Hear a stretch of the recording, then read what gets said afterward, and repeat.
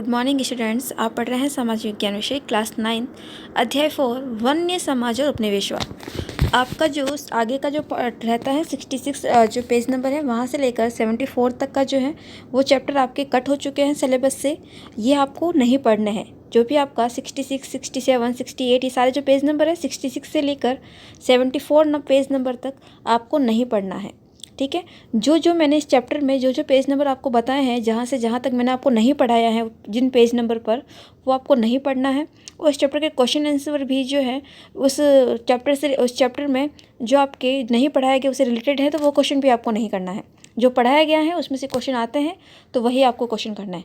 अभी जो है जो आपका कट हो चुका है वह हम नहीं पढ़ रहे हैं। और इसके बाद में जो आपका नेक्स्ट चैप्टर आता है अध्याय 4, उसको हम पढ़ रहे हैं वन्य समाज और उपनिवेशवाद। चलिए इसको पढ़ना स्टार्ट करते हैं। क्या है इसमें?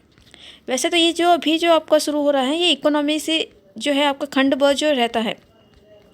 खंड ब में जो है जिसमें आपका ज़्यादातर जो भी अर्थव्यवस्था रहती है, इकोनॉमिक कंडीशन रहती है, उसके बारे में हम जो चैप्टर होंगे वो इकोनॉमिक कंडीशन से रिलेटेड होंगे। अभी तक जो हम पढ़ते आ रहे थे वह सब आपका हिस्ट्री से रिलेटेड था। सारा पार्ट कौन सा था? आपका हिस्ट्री से रिलेटेड था, इतिहास से रिलेटेड था। अभी जो हम पढ़ने जा रहे हैं वो अर्थव्यवस्था है, अर्थशास्त्र जो कहते हैं हम, इकोनॉमी जो होती है आपकी, इकोनॉमिक सब्जेक्ट जो है आपका, उससे रिलेटेड जो है आपके चैप्टर हैं और वो हम पढ़ेंगे आज। ठीक है, चलो देखते हैं, पढ़ना स्टार्ट करते हैं। अपने स्कूल और घर में चारों ओर नज़र दौड़ाकर उन सभी वस्तुओं को पहचानें जो जंगल की हैं। इस किताब का कागज, मेज, कुर्सियाँ, दरवाजे, खिड़कियाँ, वे रंग जिनसे आपके कपड़े रंगे जाते हैं, मसाले, आपकी टॉफ़ी के सेलोफैन रेपर, वीडियो के तेंदूपत्ते, गोंद, शहद, कॉफ़ी, चाय और रबड़, साथ ही चॉकलेट में इस्तेमाल होने वाले तेल जो शाल के बीजों से निकलता है, खाल में चमड़ा बनाने में इस्तेमाल होने वाला चर्म शोधक टेनिन या दवाओं के रूप में इस्तेमाल होने वाला जड़ी बूटियाँ, इन सबको भी हमें नहीं भूलना चाहिए। और हाँ, बांस, जलावन की लकड़ी, घास, कच्चा कोयला, पैकिंग में उपयोग होने वाली, कुल मिलाकर इस पूरे एक पैराग्राफ में यह बात कहने की कोशिश की गई है कि जब हम हमारे घर में जितने भी वस्तुएं हम देखते हैं तो वह, वैसे तो हम दुकान पे जाते हैं, हम रेडीमेड बनी बनाई चीज़ें लेके आते हैं, भले ही हमारे घर में कोई भी वस्तु क्यों नहीं बनी हुई हो, लेकिन बनने से पहले वह एक प्रकृति का क्या थी? हिस्सा थी। प्रकृति में इसकी उत्पत्ति हुई थी और उसका हमने क्या किया है? रूपांतरण किया है। रूपांतरण किया है हम अपनी जैसी सुविधाएं हुई हमें, जैसे हमें सुविधाएं लगी कि नहीं हमें इस वस्तु की आवश्यकता है, तो हमने उस आवश्यकता के अनुसार जो है हमने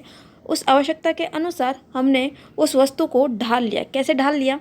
जैसे कि हमने देखा कि एक पेड़ है, तो पेड़ जो है आपका सबसे पहले ये क्या कर रहा था? एक फल जो है फल के रूप में हमें मिल रहा था, फल मिल रहे थे, फूल मिल रहे थे। लेकिन धीरे धीरे हमने देखा कि यह जो पेड़ है, इस पेड़ को हमने काटा तो हमें लकड़ी मिली। लकड़ी सबसे पहले जलाने के लिए यूज़ होने लगी, फिर लकड़ी के बर्तन बनने भी स्टार्ट हुए। फिर धीरे धीरे जैसे जैसे हमने जाना तो लकड़ी के हमने फर्नीचर बनाना शुरू किया कि हमें बैठने की आवश्यकता हुई तो सोफ़ा बनाया, कुर्सी बनाई, मेज बनाए, पलंग बनाए, ये सारी जो लकड़ी से बनी हुई चीज़ें।